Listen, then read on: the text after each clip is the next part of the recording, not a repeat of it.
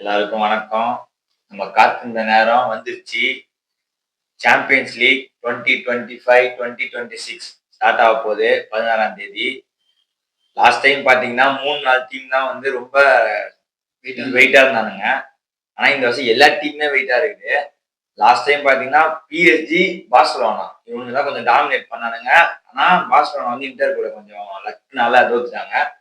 Finals PSG நல்லாவே ஆடினாங்க, சூப்பரா இருந்தது. இந்த வருஷம் பாத்தீங்கன்னா எல்லா டீமுமே பெர்ஃபெக்ட்டா பிராக்டிஸ் பண்ணி வெயிட்டா இருக்கிறாங்க.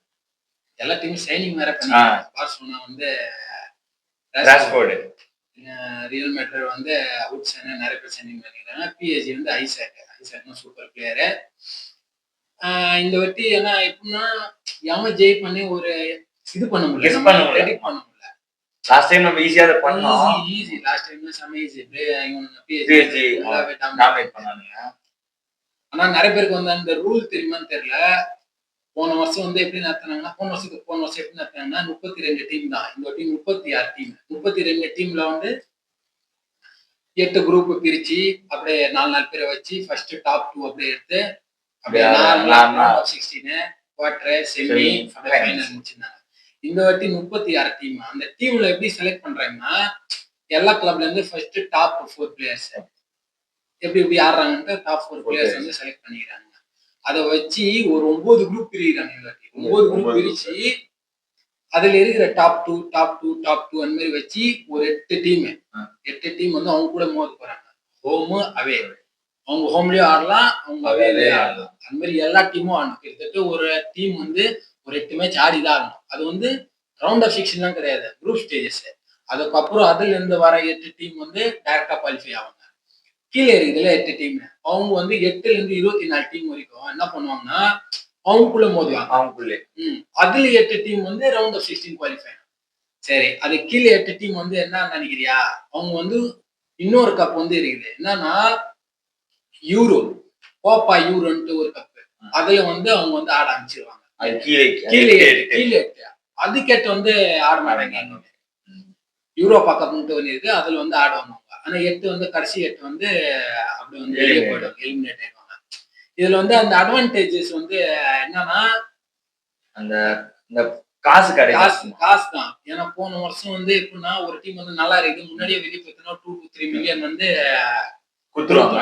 இந்த வாட்டி ஒரு 8 மேட்ச் 10 மேட்ச் கண்டிப்பா ஆடிதான் ஆகணும். அப்படின்னா ஒரு டீம் வந்து ஒரு 10 இருந்து 15 மில்லியன் சமாளிச்சுட்டு தான் போவாங்க. நல்லா பெனிஃபிட் தான்.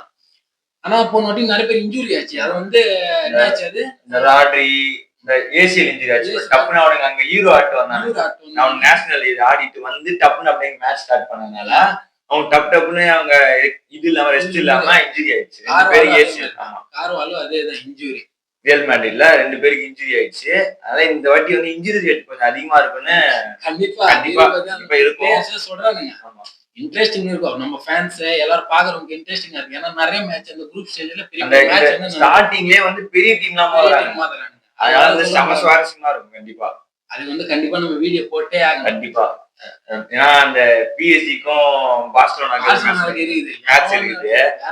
வேற மாரி மேட்ச். ரியல் மேட்ரிடுக்கு யாருக்கும் மேட்ச் இருக்குது. லிவர்பூலுக்கும் ரியல் மேட்ரிடுக்கும் மேட்ச் இருக்குது.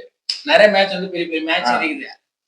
இப்போ அதுல பிரச்சனை வந்து இதுதான், பசங்களுக்கு வந்து இன்ஜூரி ஆகாம இருந்தா சரி. ஏன்னா அடுத்த வருஷமே என்ன இருக்குது, வேர்ல்டு கப். அந்த முடிய போகுது கரெக்டா. இன்னும் கரெக்டா 280 நாள் தான் இருக்குது. 280 days தான் இருக்குது. அதுக்குள்ள நல்லா ஃபிட்டா இருந்தா பசங்க வந்து சூப்பரா வேர்ல்டு கப் விளையாடலாம். கண்டிப்பா.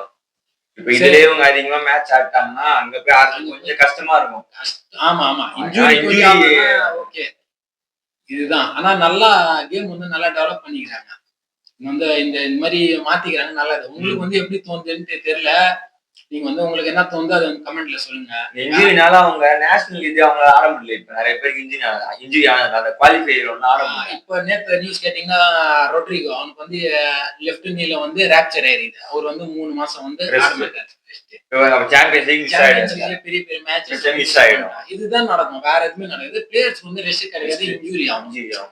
சரி, இப்போ வந்து நீங்க வந்து இதை பத்தி என்ன நினைக்கிறீங்க அதை சொல்றீங்க. சாம்பியன்ஷிப் வரும்போது கண்டிப்பா நாங்க வந்து வீடியோ போடுவோம், லைவே போடலாம்னு இருக்கிறோம். பெரிய பெரிய மேட்ச்க்கு கண்டிப்பா ரிவ்யூ கண்டிப்பா இருக்கும் கண்டிப்பா. இத பத்தி உங்களுக்கு ஏதாவது ஐடியா இருந்தா கமெண்ட்ல போடுங்க. இல்ல உங்களுக்கு இத பத்தி உங்க ஃப்ரெண்ட்ஸுக்கு ஷேர் பண்ண இருந்தா ஷேர் பண்ணி விடுங்க. ஷேர் பண்ணுவீங்க. இதோட இந்த புது ஃபார்மேட் எடுத்துன்னு வந்தாங்கன்னா, அத பத்தி ஏதாவது சொல்லணும்னா சொல்லிட்டு போங்க. வேற எதுவும் இல்ல. மட்டுமா? இது சொல்றது சின்ன வீடியோ தான். சொல்றது ஷார்ட் கிளிப் இத உங்ககிட்ட சொல்லணும்னு இருந்ததுன்னா அதான் சொல்லிட்டேன். மட்டுமா? சரி சப்போர்ட் பண்ணுங்க. ரொம்ப தேங்க்ஸ்.